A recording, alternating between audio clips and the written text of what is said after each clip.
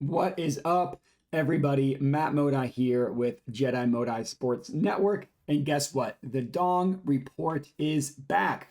Recently, I have had some success with these home runs in the playoffs. So I figured I have to bring the Dong Report back, which I am doing in this video. For those of you that did not catch on during the regular season, the Dong Report is where I bet on my favorite home run picks of the day. And I apologize for my voice. As you can tell, it is a little bit raspy. I was at the Phillies game on Monday, screamed my head off. My voice has still not recovered, so I apologize for that. But very exciting stuff talking through these home run picks. What I'm going to do in this video, it's the NLCS Game 3 between the Phillies and the Diamondbacks. I have two home run picks, and I also have one pick as well on one of the main lines. So I know that I called this the Dong Report, but I have a non-Dong pick as well. I'll try to get through that one as quickly as possible because I know everyone just wants the home runs. So the Dong Report ended on a little bit of a cold streak at the end of the season. It was weird. I shouldn't have even came out with plays, but I did, and I'm tracking them. I ended the season, the entire home run season to date, 62.65 units. We were up.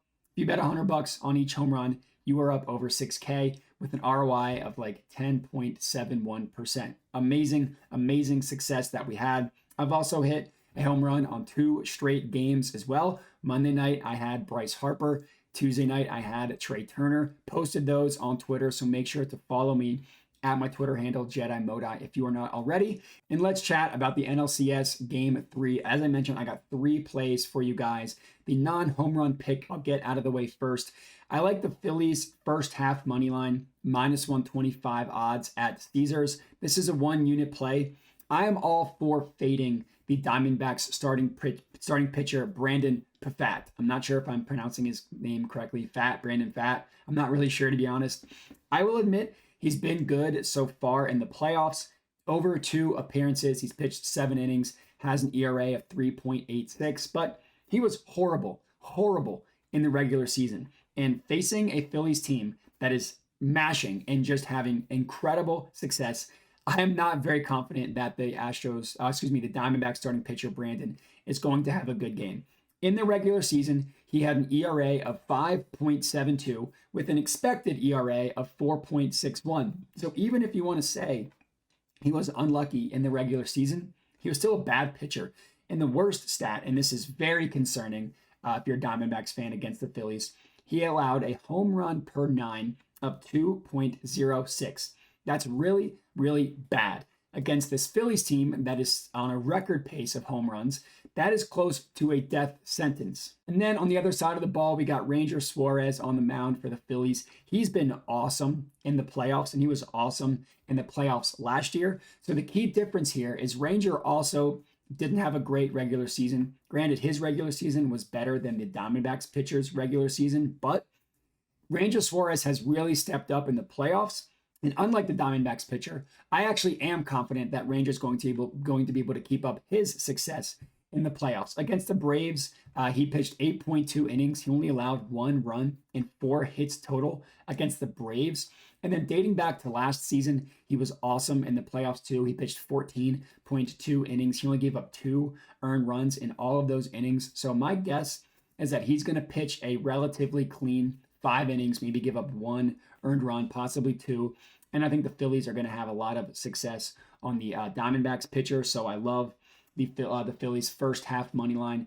Again, minus 125 odds at Caesars. Next up, we're getting to the 2 home run plays. The first one, give me Bryce Harper to hit a home run at plus 345 odds at FanDuel. This is a 1-unit play. So I mentioned how bad the Diamondbacks pitcher. Let me dive into just how bad he really is. I mentioned his home run per 9 is 2.06. Now, he only pitched 96 innings in the regular season, so he didn't actually qualify among the qualified pitchers. But if he did, that would rank as the second worst pitcher in the entire MLB, specifically looking at home run per 9. I mentioned his ERA. I mentioned his expected ERA. And he didn't even have a good ending to his regular season to make you believe that he was going to step up in the playoffs, right? Second to last start of the regular season, on September 22nd, gave up 2 home runs. 2 starts prior to that, on September 10th, he gave up 3 home runs. I'm very confident that the Phillies are going to have success against him. And the best batter, the batter that I'm most confident to do that is Bryce Harper, even over Kyle Schwarber. If you look at Ballpark Pal, which looks at the matchup between the batter and the pitcher, of all the Phillies pitchers, it gives the biggest matchup advantage in favor of Bryce Harper. Not an extreme advantage, which I liked to target in the regular season, but still an advantage nonetheless. Not to mention, Bryce has been raking. He is absolutely locked in the playoffs. He was last year. It's the same thing this year. Through 8 playoff games, he's batting .385 with 4 home runs and an ISO rate of 46.2%. Now remember, ISO rate, if you don't remember from the regular season, stands for isolated power. Literally just measures how much power a batter has. And Bryce's was, I mentioned, 46.2%. According to Fangraphs, anything that is 25% and above is considered excellent. That 46.2% would have been first in the MLB by a mile. Now I know it is a small sample size, only 8 games, but just goes to show you how locked in Bryce is. Diamondbacks pitcher is also a righty. Bryce mashes right-handed pitching. Going back all the way to August 1st, his ISO rate against right-handed pitching is 33.6%. I love Bryce Harper to go yard in this one. He could possibly even do it in the first inning. As our second play, our first home run play.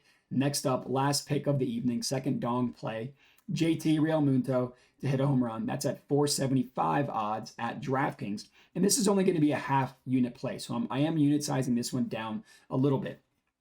And this is mostly a play. I love JT Realmuto in this one because he had the weirdest year imaginable where he was significantly better away than he was at home. Now, I can't sit here and tell you what the reasoning for that is. I can tell you it lasted the entire season and was a topic in Philly for the entire year. For what it's worth, they did ask the Phillies manager about why his splits were so dramatic and why he was so much better away. And the manager said it's because he has 4 kids and he's a little more rested and relaxed away. I don't know if that's true or not. All I know is that it literally lasted the entire season, and we're hoping that it's going to continue into this one. To put in the context of how dramatic these differences are, at home, JT Realmuto batted .198 and he only hit 6 home runs in 269 plate appearances, hitting for an ISO rate of 12.1%. All those numbers are horrible, really, really bad. Well, if you look at his away stats, he hit .306, he hit 14 home runs in those 271 plate appearances, and he had an ISO rate of 28.1%, which is excellent. So he literally went from a horrible, below average, unstartable batter at home to an ISO rate, an extreme advantage, to an ISO rate of excellent at home with an excellent batter. Again, I don't really know what to make of that. I do know it lasted the entire season and it did not stop at all. So let's hope that it keeps going tonight. I already mentioned how bad the Diamondbacks pitcher is. That's the same thing for JT Realmuto as well. Granted, Realmuto is a little bit better against lefties than he is against righties. I still think he should have success against this Diamondbacks pitcher. Rounding out our 3 plays of the evening, including our 2 dong plays. If you're riding with me, make sure to comment and let me know. Other than that, remember to like the video, subscribe, all that good stuff. Helps me out a ton. Appreciate everybody for watching, and have a good one.